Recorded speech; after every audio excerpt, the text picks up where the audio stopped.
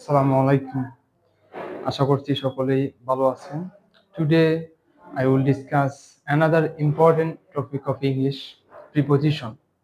So আজকে আমরা প্রিপোজিশনের কিছু ব্যবহার নিয়ে জানব।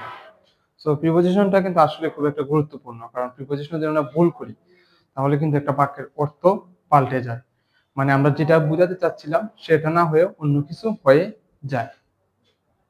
সো আজকে আমরা আলোচনা করব প্রিপোজিশন অন, অ্যাবোভ এবং ওভার নিয়ে। এই তিনটা প্রিপোজিশনই কিন্তু আমরা উপরে থাকা কোনো কিছু থাকা অর্থে ব্যবহার করি, তবে তিনটি ব্যবহারের পার্থক্য রয়েছে।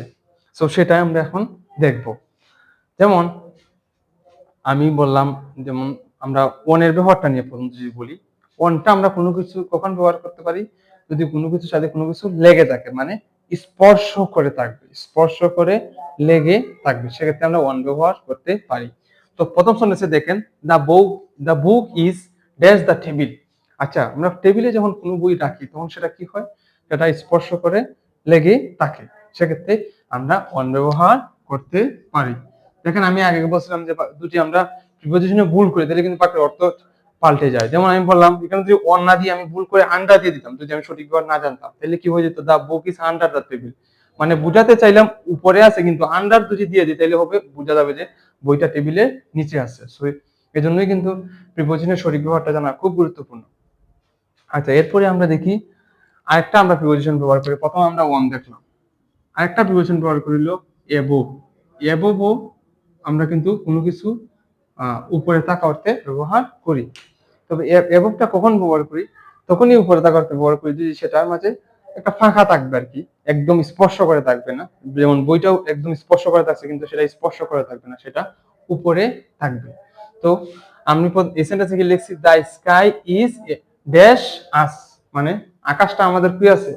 উপরে আছে, এবং সেটা স্থির অবস্থায় আছে, এবং এটা আমার যথেষ্ট ফাঁকা আছে। আমাদের উপরে অবশ্যই, আমাদের আকাশ তো আর মাথার সাথে লেগে না, এটা আমাদের উপরে আছে, সেক্ষেত্রে আমরা ব্যবহার করতে পারি এখানে এবু। এরপর আরেকটা ব্যবহার বলি আমরা উপরে থাকা অর্থে, সেটা হলো ওভার। সো ওভার নিয়ে একটু বলি।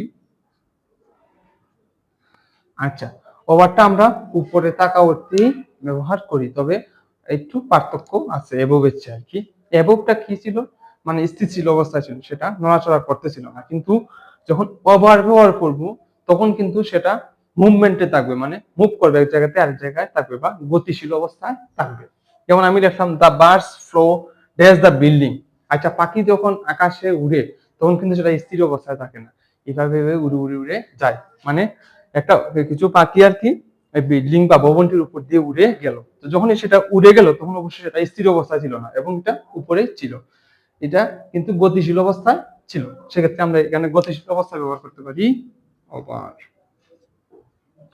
এরপর আরেকটা আমরা বিষয়টা অনেক সচরাচর দেখি না, তবে আমরা মানে যখন এই বিষয়গুলো আলোচনা করা হয় তখন এই একটা বিষয় স্কিপ করা হয় অনেক ভিডিওতে দেখলাম, তো সেটা নিয়ে আমি আজকে একটু আলোচনা করি।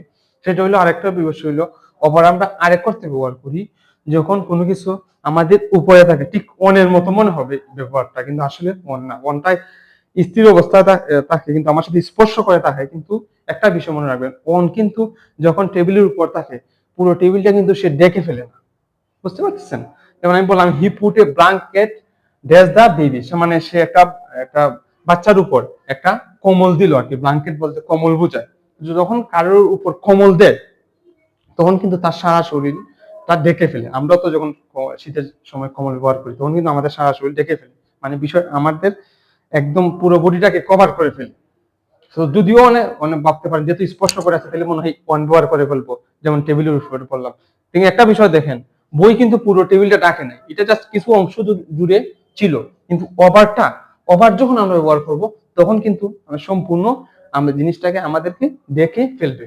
যদি বইটা পুরো টেবিলকে ডেকে ফেলতো তাহলে কিন্তু আমি কেন ওভার করতাম, কিন্তু একটা বই ছোট একটা বই তো পুরো টেবিলে রাখতে পারে না, কিন্তু একটা কমল কিন্তু আমাদেরকে বা একটা বাচ্চাকে পুরোপুরি মানে ডেকে ফেলতে পারে। তো পুরোপুরি যদি ডেকে ফেলে এবং স্পর্শ করে লেগে থাকে সেক্ষেত্রে আমরা ব্যবহার করতে পারি ওভার। সেই জন্য দিলাম এখানে কি ব্যবহার করলাম? ওভার। তাহলে একটু আমরা আবার একটু রিভিশন দিয়ে দিলাম, আমরা কি শিখলাম আজকে একটু জানি। অনটা ব্যবহার করবো কখন? অনটা যদি কোনো কিছু আমাদের সাথে উপরে থাকে এবং লেগে থাকে, স্পর্শ করে থাকে, সেক্ষেত্রে ব্যবহার করবো আমরা অন।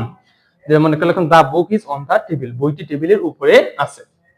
আরেকটা হলো এবোভ। এবোভটা আমরা কখন ব্যবহার করব? এবোভটা আমরা তখনই ব্যবহার করব যখন এটা আমাদের উপরেই থাকবে কিন্তু এটা স্পর্শ করে থাকবে না, একটা ফাঁকা জায়গা থাকবে। যেমন আমাদের উপরে কি আছে? আকাশ আছে, কিন্তু আকাশটা আমাদের সাথে লেগে না, এটা আমাদের উপরেই আছে। আরেকটা কি দেখলাম? ওভার। ওভার কখন ব্যবহার করব? ওভারটা আমরা তখনই ব্যবহার করব যদি সেটা উপরে থাকে এবং গতিশীল অবস্থায় থাকে। যেমন পাখিগুলো যখন ভবনটির উপরে উড়ে গেছে তখন সেটা গতিশীল অবস্থায় ছিল এবং সেটা উপরে ছিল, সেক্ষেত্রে আমরা কি ব্যবহার করছি? ওভার। আরেকটা ক্ষেত্রে আমরা ওভার ব্যবহার করতে পারি, আমাদের সাথে লেগে থাকবে এবং আমাদেরকে মানে ডেকে ফেলবে, যদি একবারে ডেকে ফেলতে পারে তাহলে সেখানে আমরা ব্যবহার করতে পারি ওভার। মানে ডেকে বা কভার করে ফেললে আমরা শর্টকাট মনে রাখতে পারি, যদি আমাদের কোনো কিছু কভার করে তাইলে সেখানে ব্যবহার করতে পারি ওভার। সো আমি আরেকটা আপনাদের টেস্ট দিয়ে যাই, আপনারা এটা একটু করবেন। টেস্টটা আমি দিলাম।